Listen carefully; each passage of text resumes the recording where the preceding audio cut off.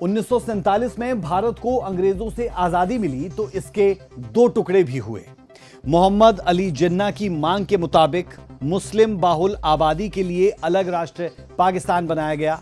पाकिस्तान के दो हिस्से थे, एक भारत के पश्चिम में जिसे पश्चिमी पाकिस्तान कहा गया, दूसरा भारत के पूर्वी छोर पर जिसे पूर्वी पाकिस्तान कहा गया।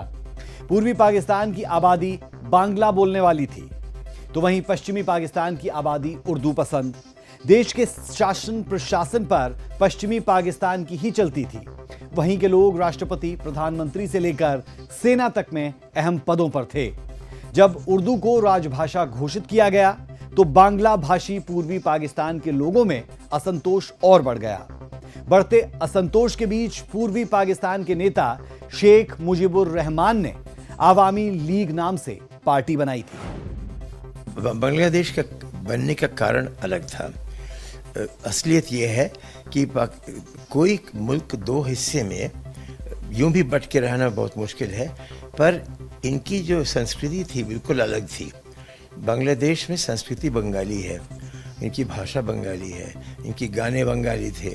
रविंद्रनाथ टैगोर उनके बहुत महान ये थे। मजहब के बेसिस पे जो पार्टीशन हुआ, ये तो अंग्रेज़ों ने हम पर लगाया। हमारी जो संस्कृति थी कि सब कल्चर के लोग साथ साथ रहें, जो हिंदुस्तान में था। धीरे धीरे करके 20 साल में जब इन्होंने थोपना चाहा अपना सब कुछ, और जो इन्होंने जातियाँ की, ह्यूमन राइट वायलेशंस हुई, जिनका कि बहुत हर जगह उसकी डॉक्यूमेंटेड है। शेख मुजीबुर रहमान पूर्वी पाकिस्तान की स्वतंत्रता के लिए शुरू से ही संघर्षरत थे। आवाम से बात करना, उनके भाषण, इन सब की वजह से वो पाकिस्तान की आंखों की किरकिरी बने हुए थे, या फिर कहें कि उन्हें चुभते बहुत थे। पूर्वी पाकिस्तान में आजादी की आवाज को दबाने और मुजीबुर रहमान और दूसरे बंगाली नेताओं के दमन के लिए उन पर अलगाववादी आंदोलन का केस ठोक दिया जाता है। लेकिन पाकिस्तान को क्या पता था कि उसकी ये चाल उल्टी पड़ जाएगी और शेख मुजीबुर रहमान बांग्लादेश के स्वतंत्र आंदोलन के हीरो बन जाएंगे। शेख मुजीबुर रहमान की लोकप्रियता को देखते हुए पाकिस्तान बैकफुट पर आया और मुजीबुर रहमान के खिलाफ षड्यंत्र के सारे केसों को वापस ले लिया। साल 1970 में पाकिस्तान में पहला चुनाव होता है, लेकिन विडंबना ऐसी कि इस चुनाव के नतीजे ही मुल्क को दो हिस्सों में बांटने की पटकथा लिख देते हैं। इस चुनाव के नतीजे बांग्लादेश के अस्तित्व के लिए अहम साबित होते हैं। चुनाव में मुजीबुर रहमान की पार्टी पूर्वी पाकिस्तान आवामी लीग जबरदस्त जीत हासिल करती है। दरअसल पाकिस्तान में 1970 का आम चुनाव अयूब खान के मार्शल लॉ के साए में हुआ। पाकिस्तान में यह मार्शल लॉ 1958 में लगा था। इस चुनाव में कड़ी टक्कर दो प्रमुख पार्टियों में थी। पश्चिमी पाकिस्तान के जुल्फिकार अली भुट्टो की पाकिस्तान पीपल पार्टी और पूर्वी पाकिस्तान में शेख मुजीबुर रहमान की आवामी लीग। पश्चिमी पाकिस्तान में 138 सीटें थी, जबकि पूर्वी पाकिस्तान में 162 सीटें। आवामी लीग ने पूर्व ही नहीं, पश्चिम पाकिस्तान में भी अपने कुछ उम्मीदवारों को खड़ा किया था, जबकि जुल्फिकार अली भुट्टो ने पूर्वी पाकिस्तान को पूरी तरह से दरकिनार कर दिया था और वहां से अपना कोई उम्मीदवार ही खड़ा नहीं किया। लेकिन इस चुनाव के नतीजों से जुल्फिकार और पाकिस्तान के तत्कालीन राष्ट्रपति याया खान भौचक्के रह गए थे।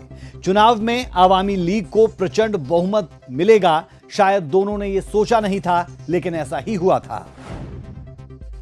चुनावी नतीजों में आवामी लीग 162 सीटों में से 160 पर जीत जाती है। एक तरह से पूरा पूर्वी पाकिस्तान मुजीबुर रहमान की झोली में, जबकि पाकिस्तान पीपल पार्टी ने पंजाब और सिंध में 138 सीटों में चुनाव लड़ा था और 81 सीटों पर ही जीत दर्ज की थी।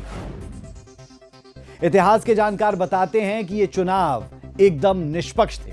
मुजीबुर रहमान देश में सबसे बड़े नेता के तौर पर उभरे थे, लेकिन पाकिस्तान के सैन्य शासन को यह कतई रास नहीं आ रहा था।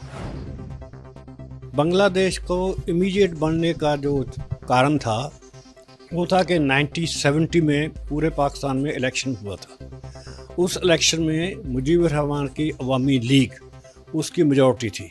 बांग्लादेश जो उस टाइम ईस्ट पाकिस्तान जिसको कहते हैं, उसमें तकरीबन उन्होंने सभी सीटें ले ली थी, एक दो छोड़कर, और ओवरऑल उनको मेजॉरिटी थी। और इस उसके मुताबिक उनको प्राइम मिनिस्टर बनाना था और अवामी लीग को गवर्नमेंट बनानी थी।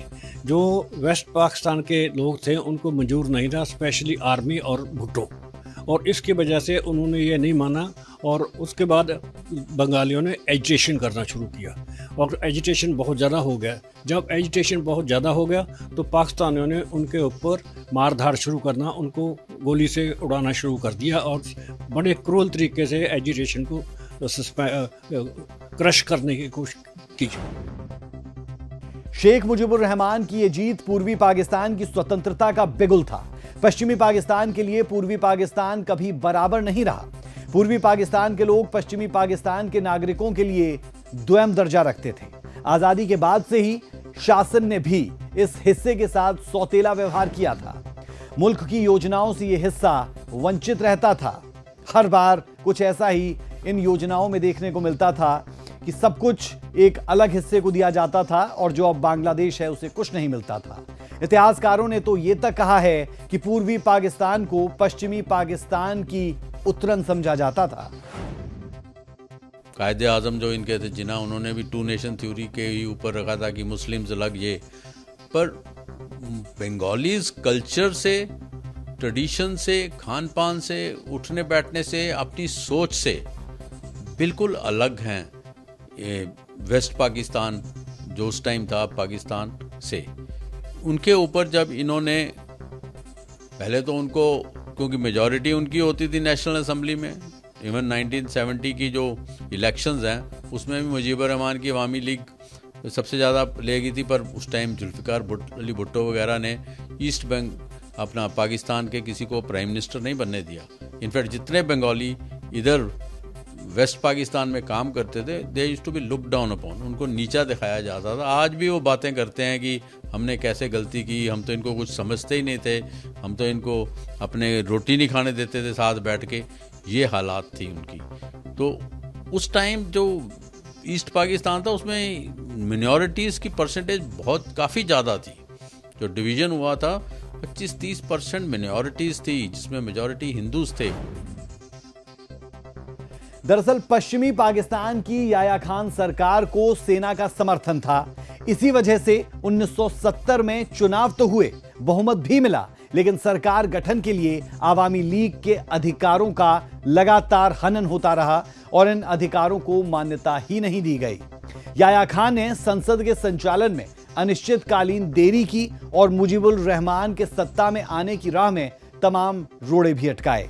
इसी राजनीतिक धोखेबाजी, सत्ता हस्तांतरण में आनाकानी और जनादेश को ना मानने की वजह से पूर्वी पाकिस्तान सुलग उठा था।